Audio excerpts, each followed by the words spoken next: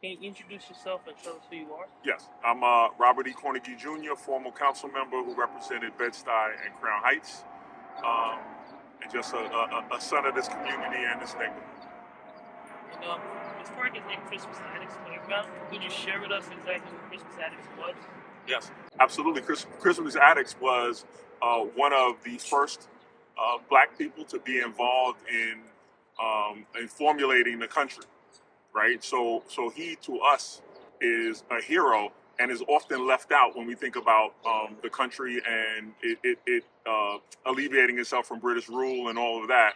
Crispus Attucks was one of the first Americans who happens to be black who participated in that. Now, you grew up in this area. You yourself grew up playing in this playground? So for me, this playground was very dangerous in the days when I grew up, right? This wasn't what you see today where you see families having a good time. There was a lot of drug activity. The emphasis was less on basketball and more sometimes to negative activity. If you look back over, a couple of decades, you'll find that this park was one of the number one places where drug activity took place. So, and that was a time when I was playing basketball in Europe. So at the height of the problems in this park, I was playing in other places, but this park soon became known and actually a place where basketball flourished. But for a long period of time, you didn't send your kids to this park.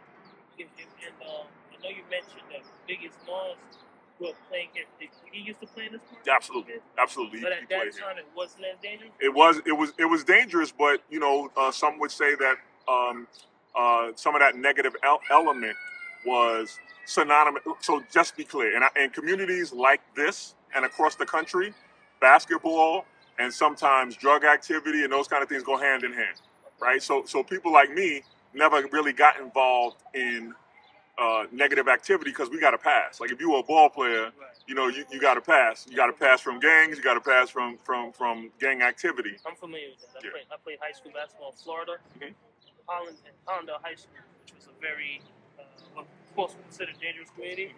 And because I played for the team, they see him walking down the street and say, "Oh, he plays for the ball team." Exactly. Leave him alone. Exactly. And I wasn't even from the community, but I got a pass to kind of walk through the community because I was playing on the school. So that's my point. Is that not just here, but across the country, communities are very similar in the fact that they have high reverence for their athletes, especially athletes who have a chance to either play in college or play in the pros. They have a different experience sometimes. As a matter of fact, I leveraged some of my um, resources as a council member to put in new equipment. So I was actually a part of two phases of the park. The first phase and the name change and the renovation of the park, making it more friendly for families. So I spent, as council members, we're allowed capital dollars, which we can spend on the renovation of parks, and also other dollars that we can spend with nonprofits. I've spent a considerable amount of capital dollars here early on, making sure that the park had the right equipment, updated equipment, and that the structure was more conducive for strollers and for people to have a good time. Could you talk to us more about that, about the refurbishing of the park itself and the play equipment here? Could you elaborate? I know I covered this park because I'm visiting every park in New York City in alphabetical order. So I'm in S now, but I covered this park when I was doing C. And I one of the more impressive things for me was how you could come from what you call the short play area for the toddlers and just like walk right into the tall play area for the larger kids. Can you talk to us more about that design? Yeah, so usually the council member or the local elected official and Parks and Recreation will get together to spend what we get about $5 or $6 million a year to allocate to parks across the communities, and we prioritize those parks. This park was a priority for me, and the design falls on the shoulders of Parks and Rec, but they have a great team and have always had a great team in renovating parks and keeping them relevant. So I was able to partner with Parks and Rec, not only in this park, but several parks, but in particular this park. Yes, that's great. And with the naming, you mentioned how you promised Christopher Wallace's mom that you would name the community something. Her birthday just passed too. Happy birthday, Miss Mama. And something in the community after her parents I grew up in 226 St. James. I was in 1R. He lived in 3R. So his whole family, we lived in the same building together. And when he passed, I promised his mom that I would do something to honor his name. And initially, when we wanted to name the street St. James for him, there was huge public outcry. And it wasn't my district. So my district actually ends right here. And so this was the best opportunity I could get to honor him that I had control over. So in the next district, which is the 35th Councilmatic District, they were like, no, the neighbors, the gentrification had taken place and new neighbors had moved in, and they just didn't want to live on a street that was named for this rapper. So you had people from all over the world who had moved to St. James Place who were opposed. When I first made the proposal a decade ago in the community board meeting, not only did they boo me at the community board meeting, but there was a woman who stood up and while I was talking, recited some of his worst lyrics. So while I'm speaking and making a presentation about why we should rename the street and his cultural impact, not only in hip hop, but in music around the world, which made it make sense, the lady was actually reading some of his more graphic lyrics while I was talking. So basically to set the tone that was unacceptable by a new emerging demographic. So certainly the people who grew up with him and who grew up understanding his impact locally were for it. But the community was changing so quickly that new residents couldn't fathom having to tell their family and friends to come to Christopher Wallace Way at that time. And what I did have control of from a political perspective was this park. I knew how much he enjoyed and loved basketball, his family, and they were already running tournaments in the park. So the first thing that was ever named or changed for Biggie Smalls or Christopher Wallace was this park. So this is actually the first tribute to Biggie that went in the annals of New York City history, at least. And then certainly there were several afterwards, but this was the first. You also named street Do the Right Thing Way. So names of locations definitely mean something to you. Well, it means something to me in an ever-changing community, right? So the idea that communities would change and the people who were integral in building that community up wouldn't be recognized, that's hugely important to me. So iconic things that have happened in communities that are centered around Black culture in particular, it's important for me to be able to save those. I actually even have a street named after my dad, who was a pastor. Yeah. That was my last thing that I was able to do before I left the city council. My dad had pastored his church for 30 years, and it was just important. So it's important for no matter who's here, captured coupled with Google, you can find out about a community and what it really meant to people. Yeah.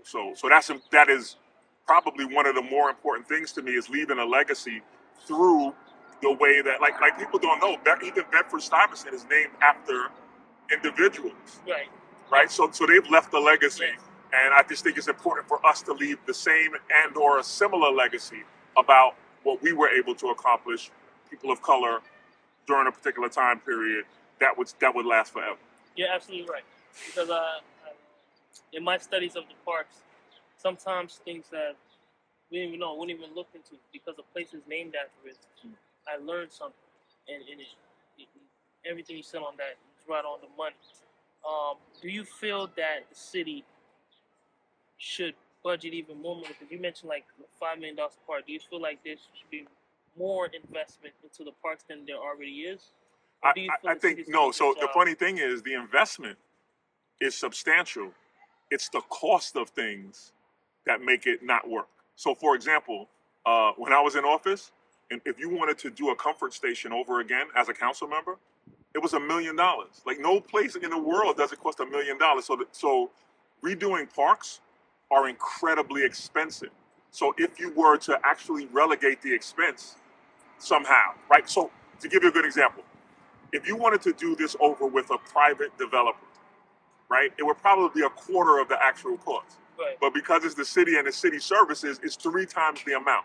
So my $5 million that I get annually, or that I got annually, was going almost like that, not because it wasn't enough, but because things cost so much. And everybody at the New York City Council, every member, including Bob Holden, including anybody, complains about the expense of redoing a park. Like this, sometimes this wasn't one of the parks, but they have parks that I've redone that it took me 3 years to do because I had to put, 2.5 million aside this year, and then another 2.5 million, then another 2.5 million to get to 7 million in order to be able, a park could cost, a park like this to redo from start to finish could cost $7 million. Thank you for sharing that. So you don't feel like the city investment is the problem. No. You feel the city cost to get there. 100%. If you ask any other member, they'll tell you the same thing. They try to do great things within their communities, but we only can serve 2 terms, so that's 8 years. And some of these projects, 1, the cost, and 2, the amount of time that it takes, you never even get to see. I was cutting the ribbon on parks in my district after I was already out of office because it took that long in order to get the project done, partially because I had to piece the money together to get it done. So there's a development in my district that's an important development, Tompkins Houses. We put the first new recreation center in a NYCHA development in 30 years there. It cost $9 million to do. It took me 4 years to put the money to the side, to wrestle and fight with the mayor, the borough president, so everybody could put in. It shouldn't be that difficult when you identify green spaces that are important for our families to enjoy. Thank you for sharing that. Thank you for sharing that. I know that's getting way into the weeds, but I think it's important to note that you can't wave a magic wand even when you want to. This park in particular, I spent a tremendous amount of what we call political capital getting the park renamed. What can you explain to us? What? Yeah, political capital means me saying I want this done. I want this done in this amount of time, standing on that in terms of business and following through on it, right? So obviously it was difficult because the park had already been named for an iconic figure in the Black community, right? And so I don't know how many parks you're going to find that have 2 names in them. I think it's important to note that was a huge fight. So they said, hey, Rob, it's already Crispus Attucks Park. I said, okay, I don't want to rename the park. I want to rename the basketball court. Right. They were like, well, we've never done that before. And so this is also a first where you actually have 2 names on an existing park. And it wasn't easy. I had to sell that idea to the community board. I had to sell that idea to Parks and Recreation. So this was the first? Because there are other parks. I believe that this is the first. I don't quote me on it, but we're up there. If we're not number 1, we're up there. Okay. I would say in our in the Black community, this is definitely the first. I haven't seen that before. I haven't seen a park having 2 names of African Americans. Right, but that was a fight, and I had to spend political capital. And what we mean by political capital is saying, hey, I've served this community. I'm in good standing. Like all of those kinds of things, I had to call into action in order to get it done because a new member or somebody who doesn't have a long standing would never be able to accomplish that. But I had a relationship with Parks and Rec. We had built several parks already, and they basically at the end of the day said, Robert, this is important to you and your community, then we'll do it. It's unusual. It's uncharacteristic of how we do things, but if it's really important, we'll get it done. So we know we got. Do you feel that is what you talk about was a kind of separate issue from it seeming like, but I wouldn't have known that until you explained it. Do you feel, despite the budget cuts that the city is experiencing, that it would still be possible, or even possible, for the parks to get 1% of the city budget? No, it's not. It's not going to happen because parks, green spaces, sometimes recreation are the first things cut when there are budget cuts. Right? That's the first place that they look to trim when there's an emergency or a crisis, which we're solidly in right now. So I can't imagine. Why do you feel that is, that they look to those things? Because on the list of priorities and improving the quality of life, which is sometimes backwards, parks is not a priority, right?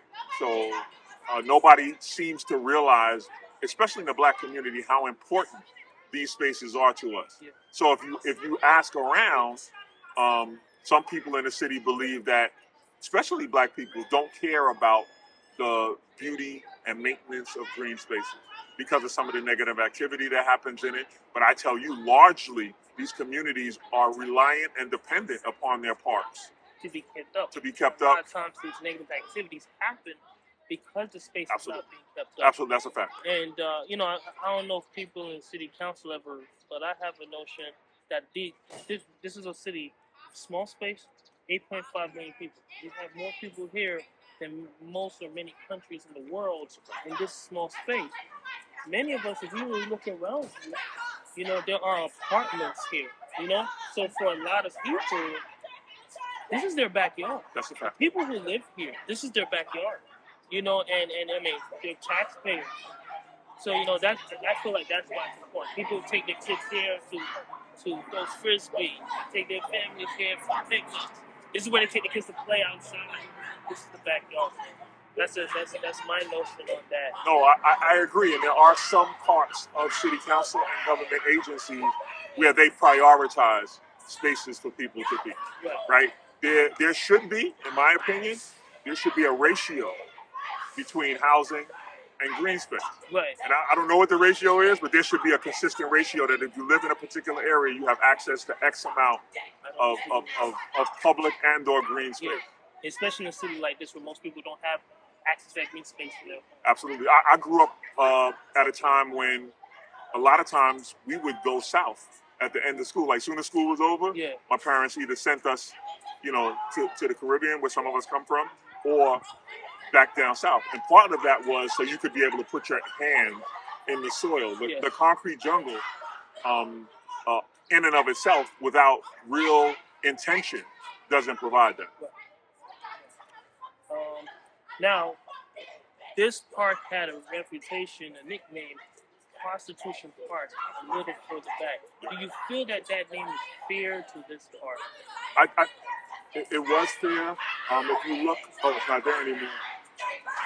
There used to be a hotel there where prostitution was rampant, and drug use in this park, in particular needles, was particular to the park. So when you wake up in the morning, the park would be littered. This park in particular, before its redesign, was littered with condoms and needles. So it got that fair. So now you had today, new generation. You got the fentanyl, which is amazing. So now you got fentanyl trash cans that are found.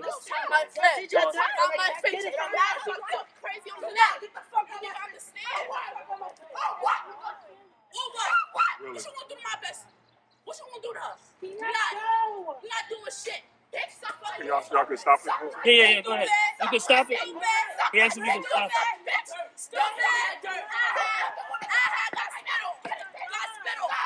Yeah, that was really impressive, actually. And I had to do it because when she told me I knew her mother, I had to now I'm doubly responsible. Sorry. I get that. Thanks. No problem. Almost done. Yeah, we're almost done. Left off at the fentanyl question. I was asking about the fentanyl, and he comes on. Just remember around here. So so recently now with the fentanyl crisis going on, now this park is in the media again for the fentanyl trash cans that are found in the park. Do you feel that gentrification has something to do with that? Because fentanyls are found in other parks as well. Why do you feel that Crispus Attucks is highlighted? So again, because the park is so free and it's being used the way it's supposed to be, even people who are substance abusers feel the need to use the park. And just so you know, before fentanyl, there was a high spike in this area and in this park in particular with synthetic marijuana.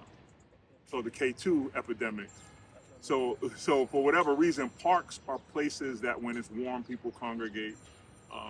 Anyway, so I think that's just indicative of the freedom that's offered in city parks, and really no rules and regulations that govern the parks unless you're supposed to be there You're not supposed to be an adult in the children's area Right. without a child that you're responsible for. Understand, So, but other than that, somebody could come and sit in the park and do whatever they wanted to do. So, for instance, say Edmonds Playground down the block. Maybe they have the same issue, but they're not in the media field.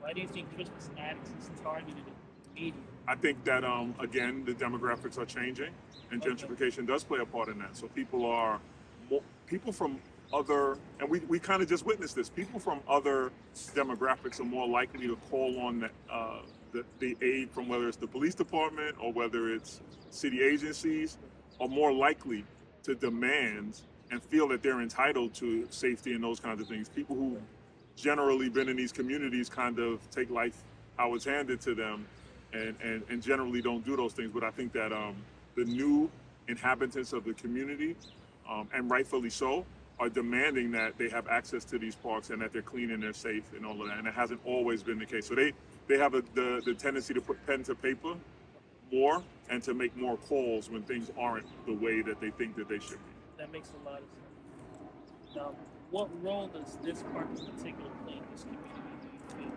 feel, that would stand out, say, from most other parks? I think it's history. Who the park is named for and after mean a lot to the community, right? There's a connection, there's an emotional tie because these parks are part of Black culture and Black history in Crispus Attucks event, and also Black history in Christopher Wallace or in Biggie. So there's an ownership kind of for the park with especially long-term residents who can identify with Chris when he played with Big when he played here. You know what I mean? Or when he went to school around the corner and all that kind of stuff. It conjures up really great feelings about a park when it's named for or after someone you can identify with. And, what do you feel parks and playgrounds, the role they play for the city in general? Again, they're a safe space and they should be a sanctuary, right? A lot of these high-rise buildings, which we're seeing a lot more even in this area, don't necessarily provide a space where you can breathe the air and have the sun on your skin and be safe, or exercise and recreation. And for children, that's vitally important, right? Their development is sometimes centered around their ability to play, whether it's basketball or on the slide. So I think it's clear to me that these parks play a vital role in actually the quality of life for people. And without them, it's a diminished quality of life for sure. And that role, do you feel that the role of parks is kind of different in New York City than, say, would be in Omaha, Nebraska? Or do you feel like the role is the same around the country? I think there's a need for it everywhere, but I think there's a greater emphasis here because there's so much, and it's literally the concrete jungle. So without that juxtaposition where you have, this vibrancy and people going to work and people experiencing high-rise lifestyles with, kind of this juxtaposition of parks and freedom and fresh air and green space. There's a priority of that here. Like we have to, there are kids who unfortunately will sometimes never grow up having put their hands in the soil. Their background doesn't allow for that. That's why a lot of the programs that are centered around some of these parks center around gardens, community gardens. There's another portion of our community that's incredibly important. So it's the parks or community gardens that also provide an opportunity to be able to use the other side of your brain, right? So this is all about brain development for our children. There was a study once, or a book even, written on the dynamics of a park and how it actually plays out into larger society, like how children play. If you watch children, how they play, who plays the dominant role, who does so they've been studying parks forever as a microcosm of society and how structure actually works. It actually starts in the book. You know the title of that book? I don't, but I promise to get it to you. Okay. I'm sure if you Google it, it's probably not only one book. I just read one, but I'm sure if you Google it, there's a lot of studies that have been done. This was just one book. It was probably Heaven is a Playground. That doesn't sound like the name. No. But that premise around how playgrounds work and operate as being microcosms of how society and corporate America work is always something that was interesting to me. In a more fun personal question. You, as a freshman, St. John's University, played. You guys made it and played in the 1985 Final Four. Absolutely. Notable players that were with you in that fight, that battle, was Bill Winnington. Three championships with the Bulls. Yeah. Mark Jackson. He is Legend. New York Knicks legend and also Hall of Famer. Yeah. And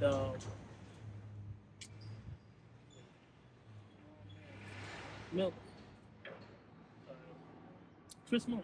Absolutely. Chris Another Mullin. Golden State Great, Warrior and Hall of Famer. Right. What was it like sharing the court with these guys? So, the funny thing about history is you don't know you're making it while you're in it. So it was just a bunch of guys who were, and the specialty about that team was everybody was locally sourced. That's probably the last time that's ever happened, right? So Queens, Brooklyn, and Jersey, and I think Connecticut. So in the tri-state area, everybody was from, and that's never happened again. But it made it a special unit and a special team. So you grew up playing against these guys in summer tournaments and all of that. So it was very intimate in terms of these guys. You knew them, you grew up with them. Some of them, like Chris is a couple of years ahead of me, so you idolized him. Bill Winnington. You didn't mention Walter Berry, who was Walter the Truth Berry, who went on to play overseas for 1,000 years. He was actually National Player of the Year at St. John's. Shelton Jones, you call him the Amityville Horror because he was from Amityville, Long Island, went on to play for the Sixers. So that team was a bunch of young men who were hungry but kind of were in a city and had the same exact spirit. So we actually, unlike teams, sometimes you'll see that they don't have a necessary personality. Right. We had a particular personality and a swagger because we were all from the tri-state area. Right. And so even no matter what ethnicity you are, Chris got crazy swag. So it didn't matter what ethnicity was. If you grew up in these environments, then you were accustomed to playing hard street ball, and you took that to the court. So it was just a real special unit. That fits into the characteristic of New York City. Man. I think it's Chris Rock who made a joke about, celebrities like, you know who I am. The pizza guy be like, you know who I am? I sell the best pizza. Exactly. And, Exactly. So that's just a part of New York. And I was just talking to, just to finish off with that, I was talking to someone else from Chicago. They were like how they have a better rec scene, and the high school basketball scene is a little bit potent there. But he was saying that the pickup basketball scene here is like no other. Yeah. And I gotta agree with that. Like, you could develop kids in pickup basketball, which I think is a double-edged sword. But it's good, but then sometimes not so good because then they don't have to. Where I grew up in South Florida. If you wasn't playing for your school, you wasn't playing. Right. So we had to make sure our grades were good. Where I could see here now, coaching here and seeing kids here, I see sometimes they just don't care because they could play in the summer leagues, and it's like the AAU, arguably the AAU circuit has really hurt New York City basketball. Yeah. The way that kids can have access to sneakers, jerseys, whatever the stuff that, when I grew up, the only place you got your fresh kicks was if you were on the team, right? Or your warm-ups or whatever. Now, if you're playing for the Gauchos or Riverside Church or any of those kinds of things, Madison Square Boys Club, any of those kinds of things can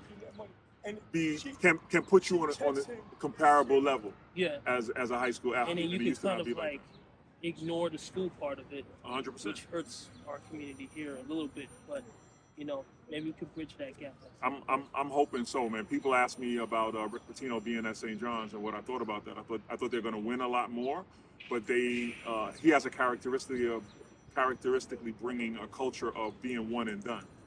And St. John's was never about that. Like, either you got your degree, you got as close as you possibly could to get a degree. So, I would not like to see that go away. I would not like to see, the academics taken totally out. Like that one and done system, I respect it and appreciate it. Some people will help their families for the rest of their lives on that system. But then there are some people who need more time to develop at the collegiate level and could benefit from getting close to or getting a degree. And I think where the scope of basketball is going it's helping that even on the NBA level, because now they're putting a lot of time into the G League, Yep. and guys don't. They're saying you don't have to go to college. Right. You could just come to the G League and earn your money now. Yep. And also with the NIL, I think it's called, Absolutely. is also a way where it's like there's these you don't have to starve here to That's right. and so it will allow for the once you come into the education sphere to focus on education, and if you don't want to come to the education sphere, do your thing. I think that's the positive direction. 100%. Thank you so much for your My time. pleasure. My Thank pleasure. You so much for Sorry about the delay. community. Nah, and thank you for that as well. Okay. It was a pleasure meeting you. Yeah.